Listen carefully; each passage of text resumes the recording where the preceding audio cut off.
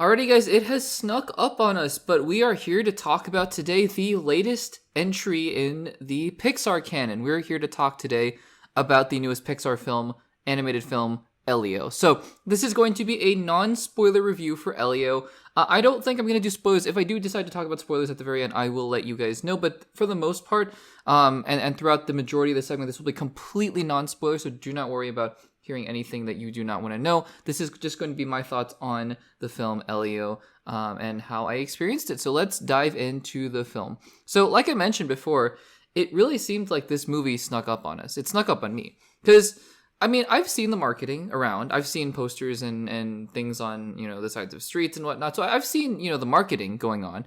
And the trailers have obviously been playing in front of a lot of movies that we've been watching thus far in 2025.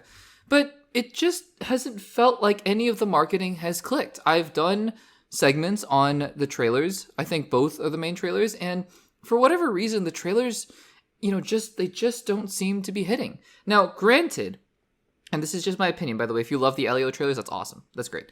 I personally thought they just didn't really click. But, to caveat that, I also think a lot of Pixar trailers are pretty bad for some reason. And I think the reason is, I've come to this conclusion at this point, is because these Pixar films, I don't care what anyone says, these are not films made for kids. These are children-friendly movies. In fact, they are, in terms of the target demographic for box office, for sure, they're trying to draw in as many kids as possible. But in terms of just the quote-unquote artistry or the story or whatever, the director, the intent behind it, these are movies made for adults. I truly believe that, with the exception of a few films in the Pixar canon.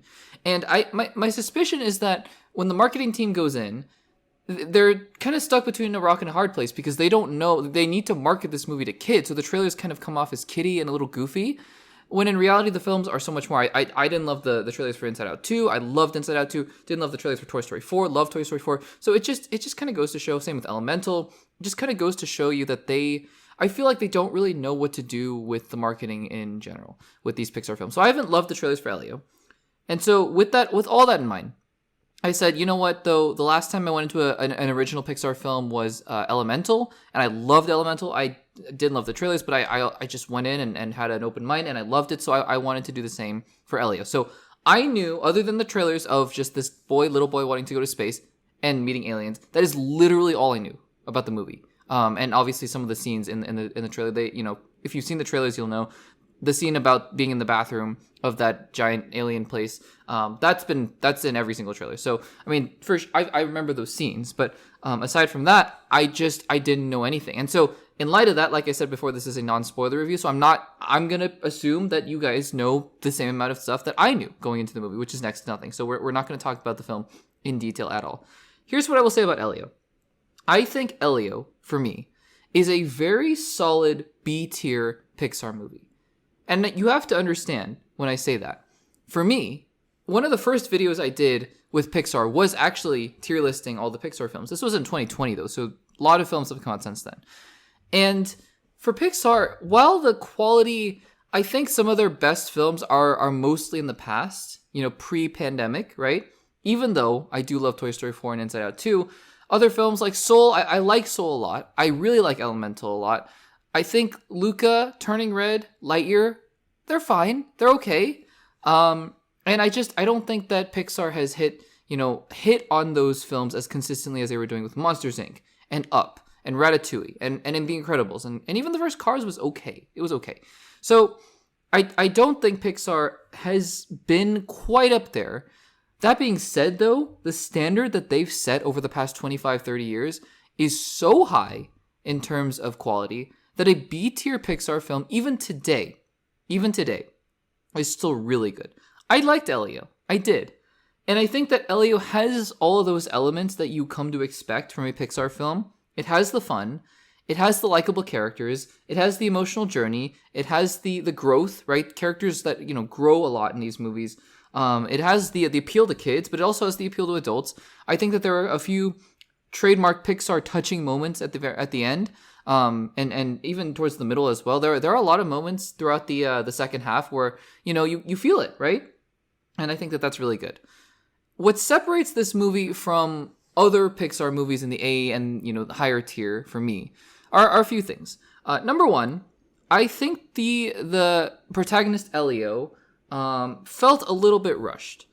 And again, going into very minimal detail here, but he's going through his journey, his character journey, right? And I think that the movie is relatively short. Now, I know a lot of Pixar movies are pretty short compared to, your typical Marvel film that's 2.5 hours long. These Pixar films are between 90 and 120 minutes usually, and Elio comes in on the shorter side of 96 minutes. So it's just over an hour and a half with credits, right? It's pretty short. And I think you can kind of feel that. I think that a lot of the times when these characters are going through these moments of growth, they are sped through them. And almost these characters in certain scenes become caricatures of themselves. I think Elio is a prime example, but other characters in the movie as well become caricatures in a sense because they want you to understand how you get from point A to point B with these characters. And in that sense, you understand it. So by the time you get to those emotional moments that you would come to expect with the Pixar film, it hits because just like with any other Pixar film, for the most part, they speak to these universal truths about life. And that's what makes Pixar so successful, I think, in striking those emotional moments. Some people call it emotional manipulation, jokingly. And I kind of get that because Pixar just seems to know what buttons to push to kind of get those tears flowing, right? But I don't think, I think that it's because what Pixar writers are doing are really tapping into those things that connect us and make us human. I think that's, Inside Out was my favorite movie of all time. Now it's La La Land, but it's still top 2, top 3 favorite movies of all time. And that's because the ending scene where Riley comes home and says she misses home speaks so resonantly and profoundly to the experience of life, of connection, of leaving a place, of becoming accustomed to change. And on top of that, the entire film built up to that moment. And so then that's why the moment is so resonant.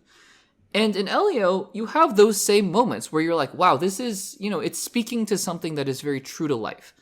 And yet I didn't feel like the film itself built up to it in a proper way so that you have still the emotional resonance of that moment itself without any of the buildup. Not without any of the buildup, but without the same kind of buildup that would make you really feel it. In this case, I'm like, yeah, I feel it, but not in the same way. Not in the same way. I like the voice cast. I think they're okay. I think the younger voice actors in this movie, they do a fine job. Again, it kind of goes to that thing of being caricatures of themselves at some point. Points of the movie, it's like they're expected to be sort of overly kiddie at some points, but then the more quiet and contemplative moments are few and far between in the movie. And I will say also, again, no spoilers, but part of the movie does take place in space. That was in the trailers, and I think that those moments are cool, and the sci-fi-ish elements are fun and interesting, and they go a couple interesting places with them. That being said, I did feel like there were a few moments in the film where it was like, hey, let's just be sci-fi because we're in space. Like, why not? Why not? And it's fine and all. I mean, use the backdrop of the movie. Use your characters, use your setting, and have fun with it, right? Totally. And there are a couple really fun characters that come from those space settings as well. I think that there are a couple really strong standout supporting characters, particularly one alien in particular. I said particularly in particular. One alien in particular supporting character that you see him in the trailers, but I was completely expecting him to just annoy me the entire movie based on the trailers, and he was really adorable and endearing, and I love that. That was great. So, there are a lot of good things that come out of that space setting, but sometimes in the film, it feels like the movie just goes, hey, let's just be sci-fi, let's just be space vibes just for the sake of it. Because we're here, we might as well. And it's not uninteresting, it's just not, it feels like it's moving away from the central point and the central story of the movie, which I have to say, in general, is strong. It just feels a little rushed. But the general story of what's going on here and the beats of it, you see what they were going for. And what they were going for does hit in certain places. There is an emotional resonance to the idea of Elio, who, again, premise of the movie, wants to go to space. He wants to feel like he's part of this thing. Space, it appeals to him in a certain sense, wants to be a part of it. And there are a lot of really interesting things going on thematically there. By the time you get to the end of the movie, By the way, the ending of the movie, no spoilers, I promise. I said that many times, but some of the shots at the end of the movie are gorgeous. And I should just say as well, it goes without saying at this point, but Pixar animation up until this point, I hope the VFX artists are all paid and are working fair hours and being paid equitably, because I mean, just the quality of animation that is in this movie is beautiful. There are some shots in here where there aren't humans or aren't any human settings, and it's just sort of space shots or nature shots or whatever, and some of the shots are photorealistic. They're beautiful. They're gorgeous. So that goes without saying. The animation is really great. The characters are a little goofy, I will say. They feel a little bit more exaggerated than other Pixar films, like maybe your Toy Stories or whatever. But I think it's just the style. It's more like Luca in terms of animation style. So take that for what you will.